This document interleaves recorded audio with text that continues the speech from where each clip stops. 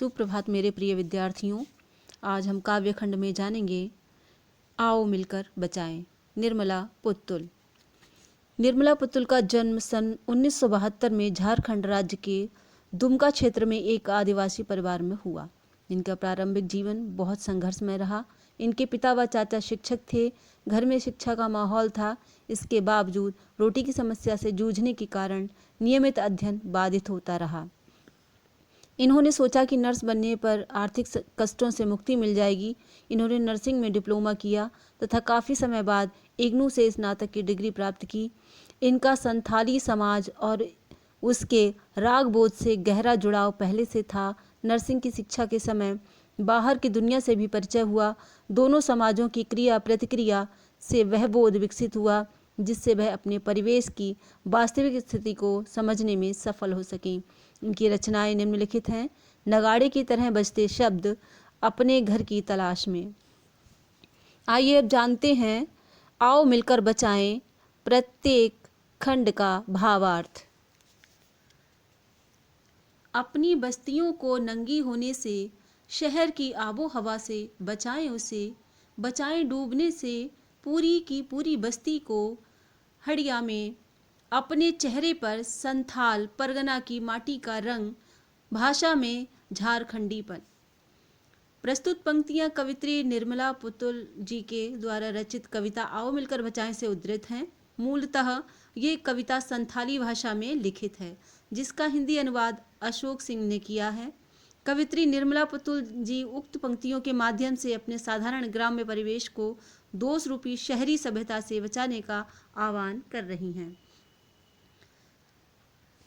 कवित्री कहती है कि आओ हम सब मिलकर अपनी बस्तियों को शहरी वातावरण के प्रभाव से बचा लें तथा अपनी संस्कृति को सुरक्षित कर लें। अर्थात आज तक शहरी सभ्यता ने सिर्फ हमारी बस्तियां या हम पर विभिन्न प्रकार का शोषण किया है।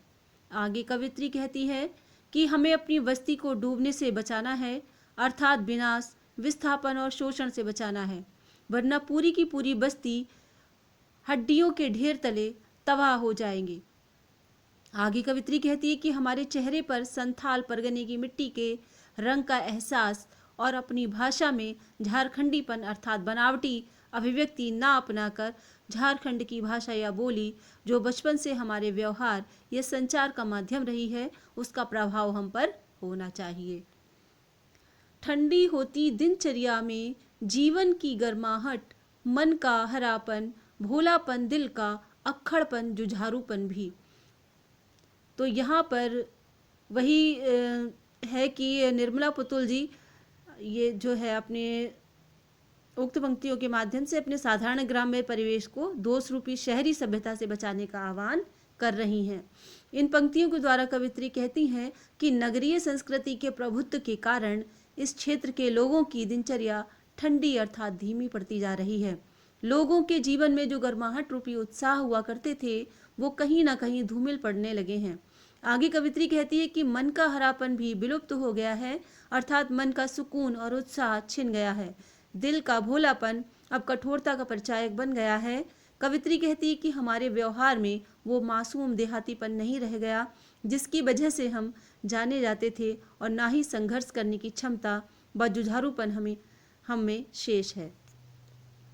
भीतर की आग, धनुष की डोरी, तीर का नुकीलापन, कुल्हाड़ी की धार, जंगल की ताजा हवा, नदियों की निर्मलता, पहाड़ों का मौन, गीतों की धुन, मिट्टी का सोंधापन, फसलों की लहलहाहट।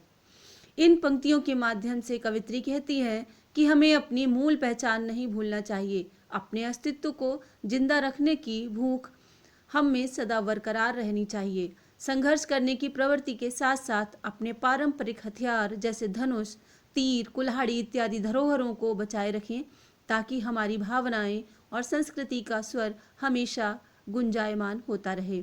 आगे कवित्री कहती है कि हम अपने वनों को अंधाधुंध कटाई से बचाएं ताकि ताजा हवा हमें मिलती रहे, नदियों की निर्मलता को बनाए रखें। आगे कवित्री कहती है कि पहाड़ों का मौन रहना, पारंपरिक गीतों की धुन, मिट्टी का सोंधापन और फसलों की लहलहाट इत्यादि हमारी संस्कृति के अभिन्न अंग हैं जिसे पल भर के लिए भी खोना मानो अपना वजूद खो देना है।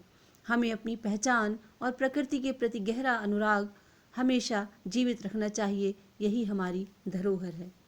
नाचने के लिए खुला आंगन, गाने के लिए गीत, हंसने के लिए थोड़ी सी खिलखिलाहट, रोने के लिए मुट्ठी भर एकांत, बच्चों के लिए मैदान, पशुओं के लिए हरी हरी घास, बूढ़ों के लिए पहाड़ों की शांति। यहाँ पर इन पंक्तियों में कवित्री कहती है कि धीरे धीरे बढ़ती जनसंख्या और विकास के कारण घर छोटे व सीमित होते जा रहे हैं।